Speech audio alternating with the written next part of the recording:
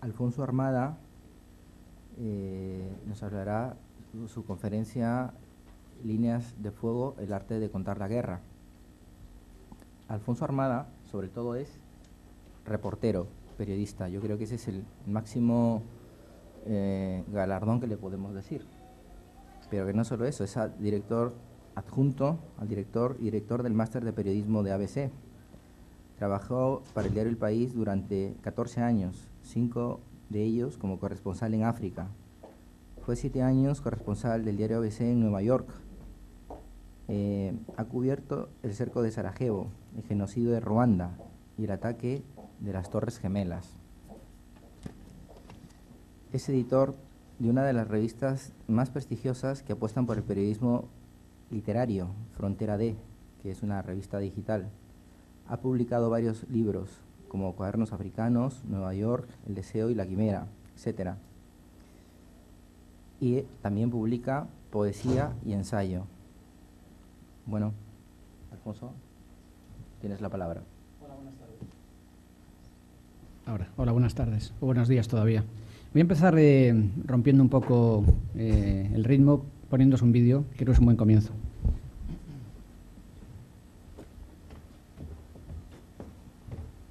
Bueno, Jorge ha hablado al final de Frontera D, que es un proyecto al margen de ABC, y en Frontera D publicamos cosas que no suelen caber en los periódicos.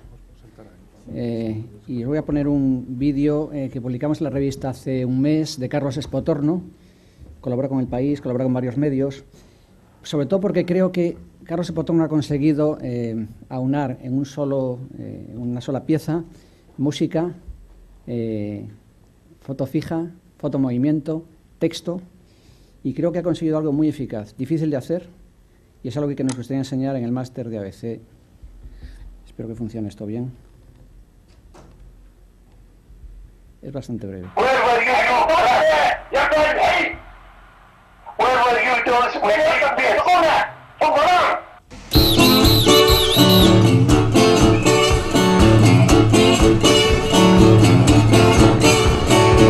If you knew where I came from, you might understand.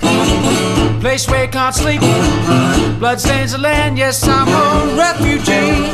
Oh, knocking on your door.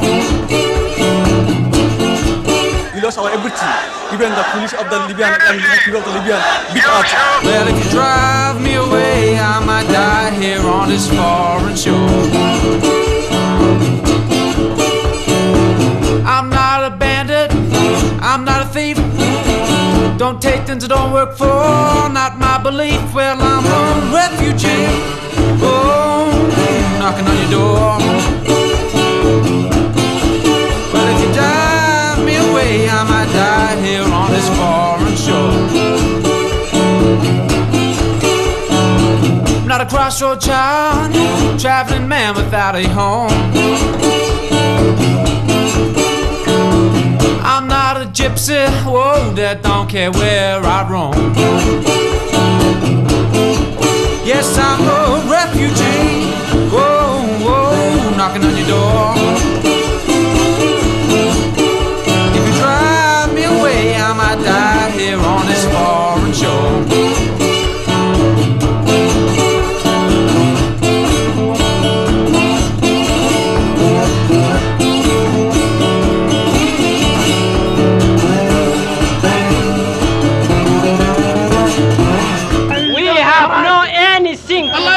Except to go to our country. We want to our country. Or a vacant stare like you're not even there. Yes, I'm a refugee. Whoa, whoa, knocking on your door. Well, if you drive me away, I might die here on this foreign shore. If you knew where I came from, you might understand. Place where you can't sleep, blood stains the land. Yes, I'm a refugee. Whoa, whoa, knocking on your door. Well, if you drive me away, I might die here on this foreign shore.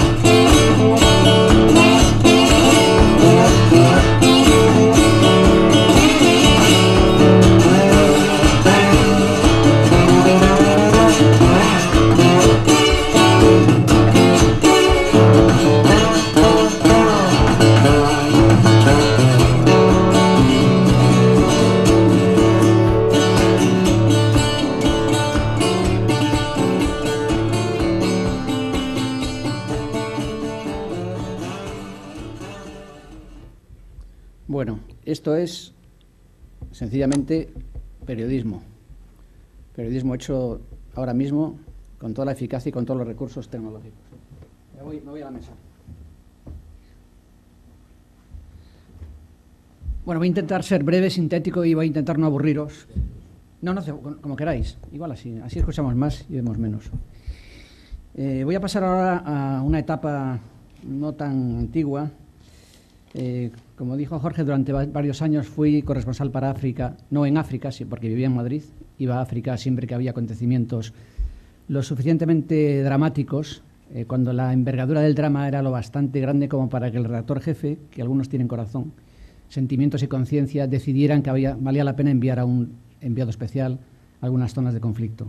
En África tiene que ser un número de cadáveres bastante grande para que la conciencia de los redactores jefes se conmueva y entonces estén bien, ¿no? En este caso fui a la guerra civil de Liberia y nada más llegar allí a Monrovia, la capital, pues pasó algo que es lo que conté en este reportaje, que se titulaba Asesinato en Monrovia. El calor derretía los sesos mientras el mar sucio rompía contra la playa del hotel Mamba Point y apagaba los gritos. Alguien dijo: «Vamos, lo van a matar».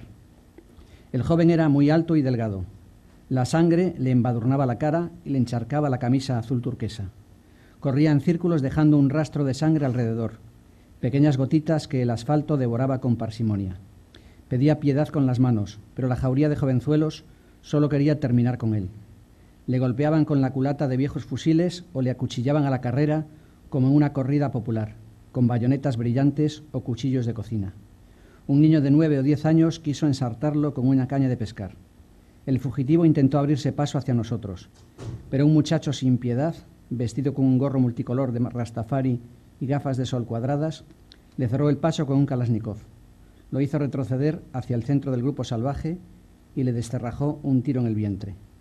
Fue uno de los asesinatos del día en Monrovia, la capital de Liberia, una de las jornadas más violentas de las últimas 4 semanas. Y esa misma noche, cuando volví al hotel, esto fue lo que se publicó en El País al día siguiente, y esto es lo que escribí en mi diario, aquel miércoles 15 de mayo del año 1996. Ahora ya sé que es un poco tarde, pero puedo pensar en ello. Debía de haber dedicado toda la crónica de ayer a hablar de la muerte de un hombre y dejar fuera todo lo demás. Las declaraciones del jefe de los marines y el largo viaje en helicóptero desde Sierra Leona. Debía de haber sido capaz de ver que esa historia de la muerte de un hombre en una especie de corrida popular resume y revela lo más terrible y doloroso de esta guerra civil que desgarra a Liberia por sus 4 costados. Pero solo hoy me he dado cuenta. Solo hoy he podido tomar algo de distancia de ese asesinato que cometieron ayer ante mis ojos sin que yo hiciera nada más que ver. Testigo impune, cómplice por omisión, por no haber sabido parar ese crimen. Uno se refugia en la escritura pensando que es una forma de intervenir en el mal, de tratar de corregir el turbio estado de las cosas, y no es suficiente. No basta. El periodismo saca del agua su osamenta oxidada. La de Liberia es otra de esas guerras en la periferia, fuera del orden normal, lo que el primer mundo mantiene a fuego lento, lejos de sus fronteras. Ahora ya sé que, sin embargo, ayer no supe. Primero, dar un paso. Recuerdo con terror cuando pensé que el joven ensangrentado podía haber corrido hacia nosotros para abrazarse a uno de estos blancos para intentar salvar la vida. Después, haberlo dedicado todas mis palabras del día. ¿Qué clase de juego cruel puede llegar a ser este? Me miro escribir en el espejo. En este hotel, de nuevo, parecemos a salvo del delirio y de las privaciones que campan en el exterior. ¿Hasta cuándo? El segundo día de Monrovia se desmigaja lentamente entre los árboles que filtran la belleza del mar. Ha soplado la brisa y ha limpiado el mar sucio de ayer. La lectura del extranjero me ha acompañado hasta aquí por una extraña y sin duda buscada casualidad, como si de alguna manera sospechara que el absurdo del crimen de Mesrold tuviera algo que decirme en Monrovia. Trato de entender las causas de esta y de otras feroces guerras civiles africanas. Trato de entender las razones del hundimiento de todo un continente saqueado y esclavizado por Occidente. Trato de conocer las razones de las etnias y sus agravios y sus resentimientos. Pero hay una violencia que es difícil de descifrar, como el asesinato de ayer ante mis propios ojos cuando una pandilla de jóvenes juntó su odio, su inconsciencia, su animal interior, su fiereza y su impiedad para acabar con la vida de uno de los suyos. Antes Albert habló de la necesidad de que los periodistas se doten de herramientas fundamentalmente culturales, literarias, filosóficas, para poder contar lo que está pasando. Yo cuando, curiosamente, aquel viaje a Liberia me llevé, creo que fue Alianza Editorial, publicó hace unos años las obras completas de Albert Camus y me llevé uno de los tomos donde estaba El extranjero y volví a leer El extranjero aquellos días. Antes también le preguntaba a alguien, creo que Jorge, qué cosas tiene que tener un periodista. Y bueno, yo creo que la respuesta es muy sencilla. Lo que tiene un periodista es sobre todo curiosidad. Es una cosa que yo insisto mucho en ello en el máster de periodismo de ABC. Dos instrumentos fundamentales: curiosidad y humildad. Y curiosidad insaciable. O leéis, o si no, creo que no hay nada que hacer. Sobre todo si queréis ser periodistas, si queréis tratar de entender este mundo que se ha vuelto progresivamente complejo. Los acontecimientos creo que están en un proceso de aceleración constante y estamos todos completamente desbordados por la realidad. Todos los analistas del mundo creo que están completamente perplejos, intentando descifrar un mundo que se ha vuelto progresivamente incomprensible. Y creo que las lecturas de libros como El extranjero pueden ayudarnos a intentar descifrar, intentar poner en situación lo que está ocurriendo. Y aquella mañana en Monrovia, cuando me enfrenté, pues uno de esos episodios que al final forman parte de tu biografía y no vas a poder borrar, pues creo que El extranjero me ayudó a intentar interpretar. Bueno, El extranjero es quizá una de las obras cumbres de eso que algunos teóricos pues se llaman existencialismo, y que bueno, que Camus era un alto representante. Y curiosamente además Camus me sirvió un poco después de haber estado en África durante varios años, como decía antes, cubriendo casi siempre desastres, porque los redactores jefes, los directores únicamente deciden que algo merece ser cubierto cuando el grado de drama es suficientemente grande. Pues creo que me inspiró o me ayuda a entender precisamente esas situaciones que uno trata de interpretar, trata de descifrar, trata de buscar el contexto, los antecedentes históricos, tratar de huir de esa simplificación en la que caemos muchos medios, y a menudo hablando de África, diciendo que estos son luchas tribales que vienen de la noche de los tiempos, que creo que lo que están diciendo casi siempre es una gran pereza del periodista para tratar de averiguar las causas de las cosas. Pero es verdad que incluso aunque te pongas a investigar y a estudiar por qué ocurren las cosas, de dónde viene la injusticia, de dónde viene la desigualdad, cómo funciona el comercio mundial, en qué medida el tipo de colonización sufrida por cada país ha repercutido en los enfrentamientos actuales, hay un grado en que parece que ni siquiera todos esos instrumentos te sirven, y entonces caes en esta dedicatoria que puse al principio de Cuadernos Africanos. En África es fácil caer en la tentación de Albert Camus cuando asegura que el mundo carece de sentido. Quisiera creer que no es así. Hay muchas cosas que me gustaría deciros, pero el tiempo es breve y voy a intentar centrarme al máximo en lo que plantea un poco la mesa, que es cómo contar el drama, o como leía uno de los resúmenes, a lo mejor es un resumen desenfocado, cómo hacer arte de la guerra, que es en sí mismo una grandísima perversión, aunque la verdad que desde tiempos de Homero, y se citó esta mañana, pues la guerra ha sido convertida en arte a través del relato que hacemos de la guerra.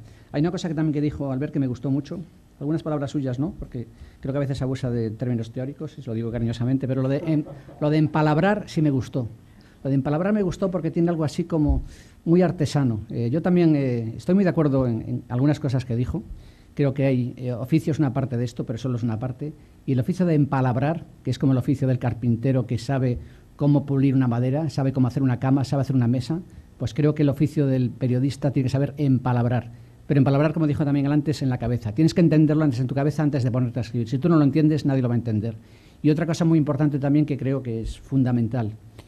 Yo siempre que escribo algo, siempre estoy pensando en mi madre. Mi madre tiene una formación elemental, estudió únicamente de educación primaria, pero bueno, tiene un entendimiento normal. Cualquier cosa que uno escriba, primero tiene que entenderlo uno mismo y después ponerlo en palabras que entienda todo el mundo con un poco de curiosidad. No escribir para un gremio, para alguien, un experto en política internacional o en física cuántica o en psiquiatría evolucionista. Con palabras que cualquiera puede entender. Si nosotros no lo entendemos, nadie lo va a entender. Creo que hay una perversión intrínseca en esa epígrafe de tratar de hacer arte del drama o tratar de convertir el drama en literatura. Sin embargo, es un hecho que ocurre así. Y en la medida en que la forma de escribir ese drama esté mejor, utilicemos para ello los mejores recursos que tiene la literatura para contarlo, eso perdurará y seguirá iluminando mucho tiempo después de que los acontecimientos hayan transcurrido. Pero hay que tener mucho cuidado de no caer precisamente en esa especie de perversión, de regodeo en el relato del drama. Y creo que también es una de las fatalidades, una de las perversiones en las que caen en las que caemos o las que han caído algunos reporteros de guerra, que viven la guerra como una especie de adrenalina que les permite vivir. Y olvidan un poco que la causa de que estén allí, del motivo de que estén allí, es precisamente la muerte de alguien para que ellos puedan lucirse haciendo grandes fotografías o escribiendo grandes crónicas. Cuando uno llega a ese umbral de utilizar el horror para perfeccionar su arte o para conseguir un scoop o para conseguir una buena crónica, creo que cuando uno cruza ese umbral, creo que está pervirtiendo su propia naturaleza. Eso no quiere decir que de ese estilo, de esa actitud, surjan grandes obras. Y quizás la obra cumbre no es del periodismo, es de la literatura, que es El viaje al fin de la noche, de Céline. Bueno, es una de las grandes novelas sobre el horror del siglo XX, hecha por alguien que políticamente tenía ideas deplorables y detestables, y sin embargo creó una obra que perdura y que sigue siendo uno de los mejores frescos del horror en el siglo XX. Pero bueno, creo que a la hora de hacer periodismo, periodismo en general, ya me meto ahí un poco en cuestiones de índole moral y de índole ética, pero creo que el periodista tiene que hacerse esas preguntas constantemente. Y después también al hilo de lo que planteaba también Albert de Truman Capote, yo leí a Truman Capote muy joven, con mucha fascinación, pero con el paso del tiempo mi fascinación hacia él ha ido mermando. Y creo que puede ser un tema de debate interesante, ¿no? Creo que además el tema de la verdad, que es un tema también que tiene perfiles filosóficos y morales, creo que es uno de los grandes temas de nuestro tiempo, sobre todo aplicados al periodismo, y más a uno de los grandes reporteros en el que todos los que hemos querido viajar y contar las cosas nos hemos de alguna manera visto reflejados, y es Kapuscinski. Si no habéis leído la biografía de Artur Domoslavski, de Kapuscinski, bueno, creo que es una necesidad perentoria, lo cual no quiere decir que el libro sea perfecto, pero creo que demuestra de forma, creo que fehaciente, que Kapuscinski se tomó demasiadas libertades a la hora de componer sus libros. De alguna manera, creo que además, en ese sentido, creo que Arcadia Espada hizo una buena descripción de en qué lugar deja Kapuscinski el libro de Domoslavski. Pues realmente la necesidad de que cojamos los libros de Kapuscinski y, por supuesto, no los tiremos a la basura porque son fantásticos libros, pero sacarlos de la parte de periodismo de nuestras bibliotecas y ponerlo en la parte de literatura o periodismo creativo. Porque creo que infringe una de las normas fundamentales y creo que es donde podemos discutir el caso Capote, ¿no? Hasta qué punto un periodista puede tomarse libertades con la verdad para hacer mucho más atractivo su texto. Creo que ahí está la clave. No te puedes tomar ninguna libertad con los hechos. Los hechos son incontrovertibles. Por supuesto que puedes contarlo, puedes utilizar técnicas que vienen del teatro, de la novela, del ensayo, y puedes con eso construir un reportaje. Pero todos los datos que tienen que estar en un reportaje tienen que ser verdad. Si llueve, llueve y no puede hacer sol. No puedes cambiar la hora de lo que está ocurriendo o añadir un detalle que pueda hacer la historia mucho más agradable, porque precisamente eso logra que el drama tenga más interés. Tienes que someterte con toda fidelidad a lo que ha ocurrido para tratar de ser fiel a lo que estás contando. Creo que a la hora de prepararte con tu equipaje literario, estilístico, tecnológico y moral para las guerras, nunca estás bastante preparado. En mi caso personal no tenía ninguna vocación de ir a las guerras. Fue una suma de acontecimientos y una suma de casualidades. La primera vez fue cuando, después de que varios compañeros del país hubieran pasado por Sarajevo y hubieran cubierto el conflicto, el redactor jefe un día me planteó ir a Sarajevo. Yo había ido a mis compañeros, había estado varios reporteros de ABC, Ramón Lobo, Germán Terz, Miguel Ángel Villena, y yo en mi vida había pensado plantearme ir a cubrir una guerra. Y de hecho hoy en día sigo sin considerarme un corresponsal de guerra. No me siento bien con esa denominación, igual que Albert también se siente ciertamente incómodo ante el término redacción. También estoy de acuerdo con la crítica de las facultades, creo que dejan mucho que desear. Yo he estado en la Complutense, donde aprendí bastante, pero creo que perdí mucho tiempo también, y no por voluntad propia. Pero creo que en ese equipaje necesario hace falta, nunca estás, como decía, del todo preparado. Nunca estás suficientemente preparado para enfrentarte al horror en su naturaleza más descarnada. Pero una de las cosas que a mí personalmente más me atrajo de ir a Sarajevo fue para intentar, sobre todo, dos cosas. Primero, la curiosidad de ver qué pasa en una ciudad cuando la guerra estalla, cuando todo se derrumba.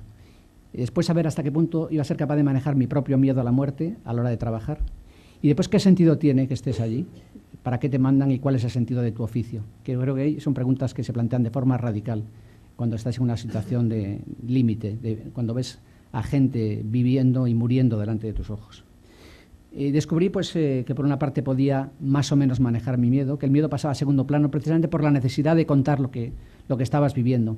Y lo que más me llamó la atención de Sarajevo fue quizás algo que también quizás le hubiera llamado él también citó esta mañana a Guy Talés, hace unos días estuvo en Madrid y tuve la ocasión de conocerle. Y él siempre hace mucho hincapié en que lo más interesante son las vidas de los perdedores o la vida de los ganadores cuando pierden. Y sobre todo esa habilidad para fijarse en ese detalle marginal o en ese aspecto de una personalidad que no es la que en principio a todos nos tiene fascinados y que está como en los resquicios, ¿no? Esas historias que ocurren casi siempre cuando desaparecen los periodistas, cuando desaparecen los focos, cuando desaparecen las cámaras, que es algo que también hacía Kapuscinski, quedarse en los sitios cuando ya no hay testigos que puedan contar lo que está ocurriendo. Y es un poco también lo que hace un periodista afincado en Zaragoza, que es Gervasio Sánchez. Seguir con las historias cuando ya han dejado de ser importantes, cuando ya no están en las primeras planas. De ahí su proyecto Vidas Minadas, que me parece uno de los grandes proyectos periodísticos contemporáneos. Contar las historias de gente concreta, con personalidades concretas, pero que no son grandes figurantes de la historia, pero que nos permiten a través de esas vidas entender mucho mejor las causas de las guerras en Camboya o en Angola o en Mozambique, en muchos sitios, a través del relato pormenorizado de seres muy parecidos a nosotros.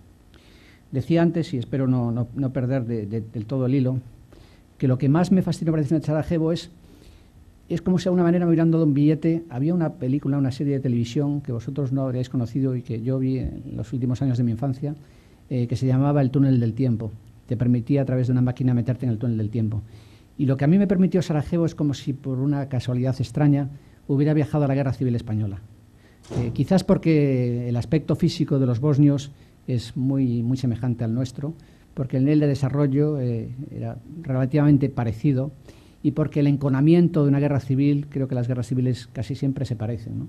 Y cuando la gente en Sarajevo te enseñaba sus álbumes de fotos y veías y te contaban que es mi vecino, que estuvo en la primera comunión de mi hija o que estuvo en mi boda, ahora está ahí en las colinas disparando contra mí, y veías precisamente el desgarro en el álbum de fotos familiar, entendías precisamente en qué pasa en una guerra civil cuando amistades, incluso familiares, se enfrentan y se matan unos a otros, ¿no?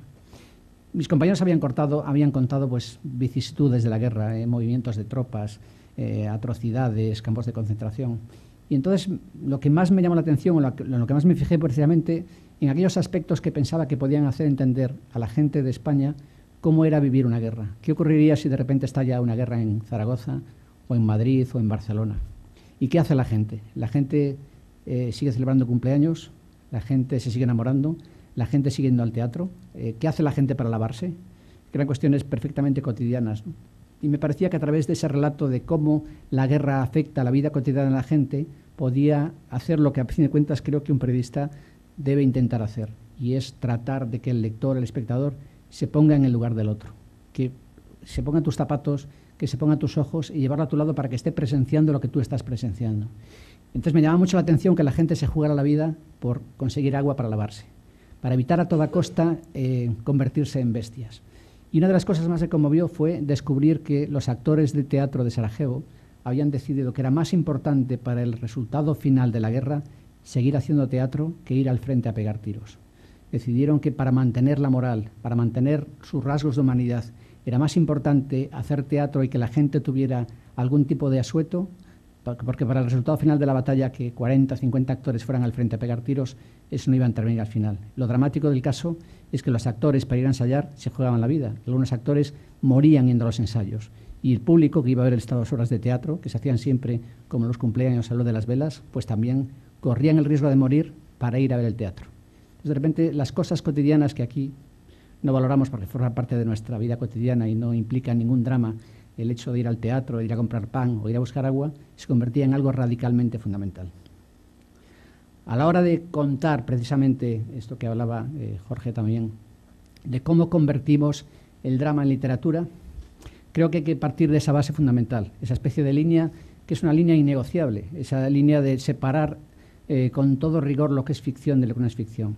Una vez planteada esta línea roja, que creo que es infranqueable, creo que después ahí puedes utilizar todos los recursos narrativos y literarios para conseguir que lo que tú escribes, que lo que tú filmas, esto que ha hecho Carlos Espotorno, por ejemplo, conmueva e ilumine y permita al lector vivirlo como si estuviera allí, con todos los recursos de la prosa y con toda la emoción, pero tratando siempre de no salirte precisamente de esa máxima de evitar caer en la ficción para que el drama sea más atractivo, para que la historia sea más envolvente. Creo que es uno de los rasgos fundamentales que separan la novela de la novela de no ficción o del relato periodístico. Hablaba también Albert, y es otro asunto que me gustaría comentar, es lo del pensamiento en la profesión periodística. Creo que en este momento en España vivimos uno de los momentos más planos, más anodinos, más lamentables de la historia del periodismo español. Creo que nuestra democracia es muy joven, arrastramos una historia que es la que es, y creo que los medios en gran medida creo que uno de los grandes problemas cuando se hacen encuestas sobre el prestigio de las instituciones, de la Iglesia, de la monarquía, de la universidad, de los periodistas y de los políticos y los periodistas solemos estar bastante arriba en esta especie de escalafón, ¿no? Creo que el periodismo que se hace en España es parte del problema. Creo que han vendido su independencia y han vendido su respeto a la verdad por un plato de lentejas ideológicas o políticas. Y uno lo que experimenta día a día, sobre todo en Madrid, donde este tipo de encono se vive de forma mucho más virulenta cada día, uno tiene la sensación de que los propios lectores también son parte de este problema. Es como si muchos lectores fueran al kiosco o fueran al kiosco digital buscando medios que ratifiquen su propia lectura del mundo. No están buscando lo que uno, cuando era lector de periódicos y todavía no era periodista, buscaba en los periódicos, que era abrir ventanas y descubrir el mundo, aprender. Ahora parece que lo que busca es ratificar una visión del mundo. Y en la medida en que el periódico ratifica su visión del mundo, este periódico está acertado. Con lo cual creo que los lectores se han convertido en gran medida en parroquianos. Buscan que su sacerdote, el sacerdote de su periódico, le confirme lo que ya sabía. Y en la medida que confirme lo que ya sabía, pues eso le reconforta y dice, estoy en la verdad. Y todo intento de romper precisamente esa visión tan estereotipada del mundo, tan rojo y negro, tan maniquea, pues bueno, creo que ha provocado un deterioro bastante notable del periodismo. Creo que otro de los instrumentos fundamentales que los periodistas, sé que es difícil hablar de esto, sobre todo con un panorama económico muy duro, en el que muchas veces uno tiene que renunciar o poner sus principios a remojo para poder comer y para poder trabajar. Pero creo que en la medida en que renunciemos a la capacidad de resistirnos a esta especie de persuasión del mercado, pues estamos cayendo en esta especie de alimentar un mecanismo que a casi nadie, y sobre todo dentro del mundo del periodismo, no nos satisface. Yo ya, no sé si llevo media hora, porque todavía no. Quería hablar un poco de dos experiencias que he puesto en marcha últimamente y que tienen que ver con la prensa también. Uno es el máster de periodismo de ABC. Otra cosa que también ha comentado Albert, que a mí me preocupa mucho, es precisamente ese desmantelamiento de las humanidades en las facultades de periodismo. Yo cuando iba a hacer periodismo, mi padre era muy amigo de Álvaro Cunqueiro, en Vigo. Yo no conocía a Cunqueiro y la verdad que me he arrepentido. Y Cunqueiro, cuando mi padre le dijo que iba a hacer periodismo, le dijo que haga una carrera y después que estudie periodismo, porque no tiene sentido que estudie 5 años de periodismo. Pero bueno, no voy a contaros mi vida ahora, pero la verdad es que con el tiempo me he dado cuenta de la razón que tenía Cunqueiro. Y lo que hemos hecho precisamente en el máster de periodismo de ABC es, yo he hecho un máster el máster que a mí me gustaría hacer, tratando por una parte de concentrar en un año lo que las facultades dan en 5 años, perfeccionar por una parte técnicas periodísticas, por ejemplo, videoperiodismo es una asignatura que implantamos hace 2 años, todavía no la tenemos bien afinada, pero bueno, vamos a contratar el año que viene a una periodista que estuvo en La Sexta, que se llama Mar Cabra, y que ha hecho un curso en Colombia sobre tratamiento de datos y videoperiodismo, y creo que puede enseñar a los periodistas a hacer vídeos para Internet. Creo que es una forma de contar la realidad en pequeñas píldoras como esta de Carlos Espotorno, que creo que son muy interesantes. Ojalá hubiera más píldoras de esta. Creo que este tipo de información en los telediarios prácticamente no se hace y creo que resulta muy útil. Pero sigo defendiendo el periodismo de largo aliento. Y apuntando con esa historia del desmantelamiento de la parte humanística o filosófica o literaria de las facultades, le estaba comentando esta mañana a Rosana que la última contratación del máster de ABC ha sido Pedro Sorela, que fue profesor mío de redacción periodística en la Complutense, es novelista, después coincidimos como periodistas en El País, y creo que es uno de los periodistas precisamente que tiene ese background, esa formación literaria, filosófica y lingüística imprescindible para cualquiera que quiera contar un mundo progresivamente complejo. En el máster hacemos hincapié en esas dos vertientes. Por una parte, en perfeccionar las herramientas que uno tiene que dominar para poder manejarse en este mundo, que nadie sabe hacia dónde va, pero bueno, esta especie de verdad revelada que todo el mundo tiene que estar en Internet, todo el mundo tiene que usar redes sociales, todo el mundo tiene que ser nuevas técnicas, aunque nadie sabe cómo sacar dinero de esto. Pero bueno, evidentemente en este momento los medios están todos perplejos, están regalando por una parte lo que venden en el kiosco, lo cual es una receta segura hacia el fracaso, pero evidentemente hay que salir a Internet y ver cómo hacemos esto rentable. Y por otra parte, pues el proyecto Frontera D. Creo que los medios en España también tienen su propia historia. A pesar de eso, hay ejemplos notables, y el de Larra, que se citó esta mañana, pues sigue siendo un periodista cuyos escritos siguen siendo reveladores y útiles para ver el mundo de hoy. Pero creo que nos ha faltado la tradición precisamente del periodismo de largo aliento, de grandes reportajes y sobre todo de no tener dónde publicarlos, porque desde el New Yorker a Esquire o Harper's o New York Review of Books, en la prensa anglosajona sigue habiendo todavía soportes en papel e Internet que siguen propiciando grandes historias que explican nuestro mundo. El New York Times. Es verdad que el País en sus orígenes intentó imitar lo mejor de la prensa anglosajona, después por sus propias vicisitudes y decisiones político-empresariales hizo que perdiera esa especie de integridad y respeto a la verdad por asociaciones, y creo que todos lo hacen, por supuesto, por asociaciones políticas interesadas, pero esa especie de apuesta por el periodismo de largo aliento, creo que aquí en España carecemos de esa tradición. Alguien planteaba que por qué en España no han surgido periodistas con esa capacidad para crear grandes reportajes de envergadura en soporte libro. Hay algunos ejemplos interesantes, por ejemplo, el libro que publicó el equipo de investigación del País sobre el atentado de Carrero Blanco, creo que es un ejemplo bastante logrado de ese periodismo de investigación, pero es verdad que no ha abundado demasiado. Hay reporteros que han intentado esa vía, por ejemplo, Bruce Rovira, un antiguo reportero de La Vanguardia que ya no está, y que en uno de sus libros africanos pues sí lo intentó. En nuestro país vecino, en Portugal, hay reporteros como Pedro Rosa Méndez, a quien conocí en Ruanda, que también ha explorado este tipo de investigación periodística a caballo entre la literatura y el periodismo. Hay un libro que está publicado en España que se llama Bahía de los Tigres, que es un viaje que hizo él a pie entre Angola y Mozambique, recreando un viaje histórico de colonizadores portugueses, que juega, bueno, él no lo plantea como periodismo, es una mezcla de literatura y periodismo en que utiliza elementos de la realidad, elementos y detalles que él captó de su como periodista y después lo reconvirtió en una mezcla de novela-reportaje. Creo que es muy interesante y creo que precisamente tiene estos recursos literarios y narrativos, quizá también porque ha sabido exponerse mucho a la contaminación, en el mejor sentido, del periodismo anglosajón. Creo que también en América Latina ahora mismo hay medios como Etiqueta Negra o El Malpensante o The Clinic, que son revistas que tienen versión en papel y versión en Internet, y que a diferencia de la prensa española, sus periodistas más curiosos, aparte que manejan el inglés mejor que nosotros, sí me han tenido como referencia no Europa, sino Estados Unidos, y se han alimentado y han bebido de las fuentes del New Yorker. De ahí surgió un poco el proyecto Frontera D. Fue una decisión que tomamos un periodista de la agencia EFE, Antonio Lafuente, que tenía la oficina en las Naciones Unidas, y cuando yo estaba de corresponsal de ABC también en Naciones Unidas. Decidimos, en vez de quejarnos, porque es un deporte al que nos dedicamos todos en España, esta especie de queja permanente de nuestros jefes, de nuestros medios, que es muy improductivo, esta especie de estarse siempre lamentando y lamiéndose las heridas, en vez de quejarnos tanto, ¿por qué no intentamos hacer lo que hay que hacer? Y hacer lo que hay que hacer es tratar de hacer buen periodismo.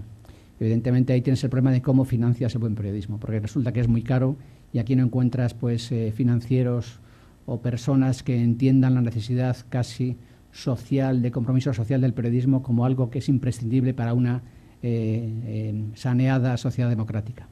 A pesar de todo, pues bueno, lanzamos el proyecto. Inicialmente iba a ser una revista de papel con versión en Internet, pero no conseguimos financiación, entonces hace 1 año y medio la lanzamos a la red. Y publicamos pues, reportajes que habitualmente no tienen hueco en la prensa nacional.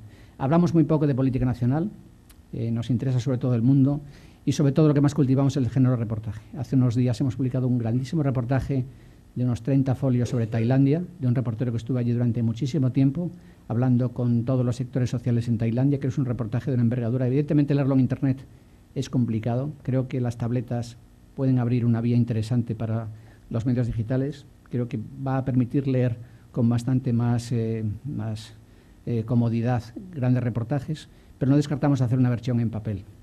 Y bueno, intentamos precisamente hacer eso, gran reportaje literario en que la escritura sea impecable, que lo leas y que lo devores. Otro experimento que hemos hecho también hace poco, algo que hizo una dramaturga francesa de acompañar a Sarkozy durante su campaña electoral, un periodista se incrustó en la campaña de UPyD, del candidato de Madrid, David Ortega, a la alcaldía de Madrid, y estuvo viajando con él día tras día y hace un reportaje muy interesante del día a día de la campaña de este candidato sin medios, ¿no?